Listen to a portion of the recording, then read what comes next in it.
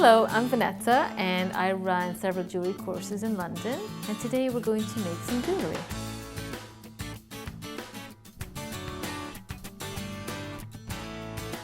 I'm going to show you how to make wire jewelry. To start, you will need some beads. The beads could be any size. Here I have a few different colors of beads. I have some big beads, and then I have some very small beads. I also have a roll of wire. You will need lots of wire. This is 0.8 of a millimeter wire.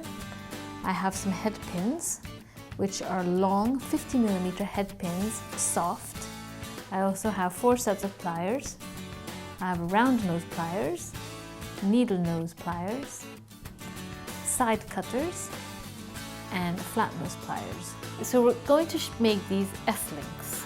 To start with, I will cut my wire to 4 millimeters in length. Use a little steel ruler to measure 4 millimeters.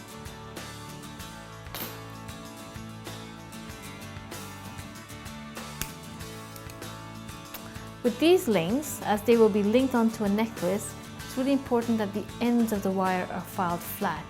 When you use the side cutters to cut the wire, you will end up with a point, which is quite sharp. To file the ends flat, you use a little needle file, and you hold the wire quite firmly in your hand and you push forward, pressing quite firmly against the end of the wire. It will probably take about 4 or 5 strokes to get the ends flat. If you're making an entire necklace, you can pre-cut all your wires and file all your ends so that you have all your pieces ready. You use your round nose pliers. You hold the wire to the end of the pliers like that. Use your thumb, press the wire around. So you have a shape like that. And you do the same to the other side.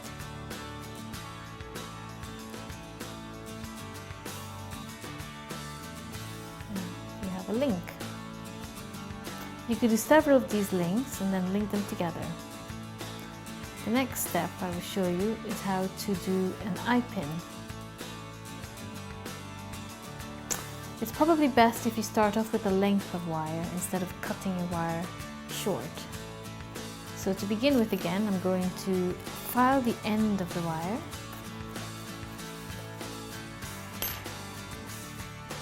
To make an eye pin, you hold the wire to the very end, a few millimeters down from the tip of the pliers.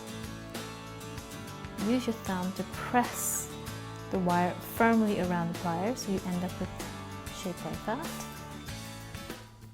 You need to turn this shape out. You place the pliers back inside the loop and use your finger and press the wire against the nose of the pliers so you end up with an eye pin. This actually takes a little bit of practice, so it's best to practice first. You should not start with silver wire. You should start with silver plated wire or copper wire to practice. Once you have a hang of the technique, then you can move on to silver wire. I'm going to make this. I'm going to thread in a little black bead, then a blue and black bead, and then a black bead. I've threaded a little bead into my wire. I'm going to thread in a slightly bigger bead, then another little bead. You need very good light when you're doing this so that you can see the holes of the bead. Now I'm going to cut about 8 millimeters of wire, or leaving 8 millimeters of wire above my bead. You can do this by eye, or if you prefer, you can measure it. So I've cut about that much of wire. Now, to avoid the bead from flying across the room or the length of wire flying across the room, hold the bead and hold the wire like that. And you will need to file this. I'm going to take down the sharp edge.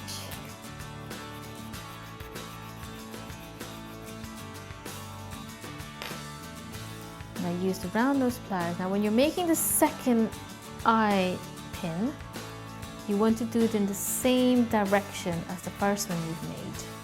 And also a good tip is, once you've made a few of these, you will get the hang of what you're doing. And you might want to mark your pliers so that every time you make your little loop, it's in the same part of the pliers and the loops are the same size. This will make your bracelet look very neat. So again, I hold the wire to the very end, use my finger to push the wire around the nose of the pliers, and I've ended up with that shape.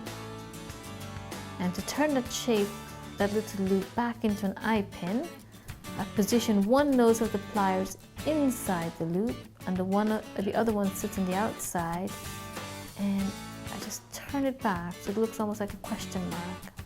I have two of these beads aimed into an eye pin, and I have two links. You can make several of these beads and several links and make a very long necklace or a very short necklace. To link them together, I use the flat nose pliers and open the link, ensuring not to destroy the shape.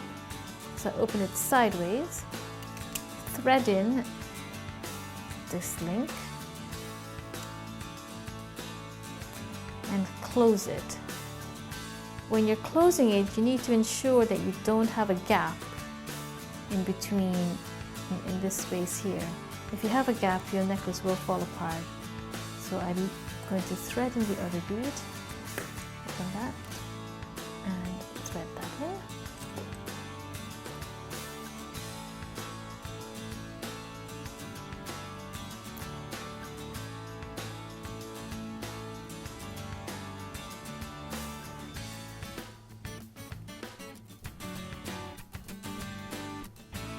Again, I'm closing the gap. To close the gap, you do the flat nose pliers and push it against the middle link, the middle wire. And there you have the start of a chain.